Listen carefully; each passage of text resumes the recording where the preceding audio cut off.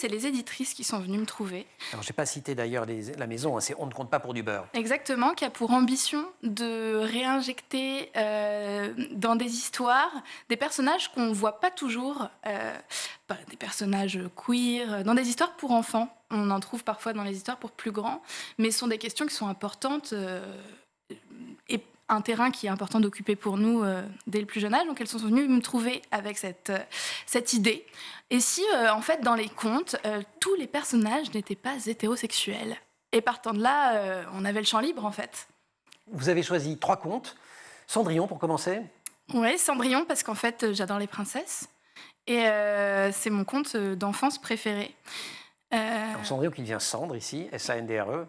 Alors, dans l'histoire de Cendrillon, on peut remonter l'histoire de Cendrillon à plus de 1000 ans. Hein, dans la Chine antique, il y a déjà des traces de cette petite princesse qui perd une chaussure à un bal, etc. Moi, je m'inscris dans la réécriture perpétuelle de ces contes. Et donc, c'est pas une réécriture, c'est une version de Cendrillon. Et Cendrillon, voilà, dans le conte qu'on connaît, elle cherche dans la cendre des petits pois.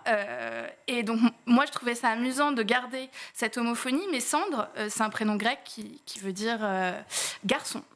Et notre Cendrillon, il lui arrive un grand malheur, c'est-à-dire que son papa, à cause d'une malédiction d'une fée qui s'est un peu trompée de cible, son papa ne sait pas en fait que Cendrillon est une fille. Il la prend pour un garçon.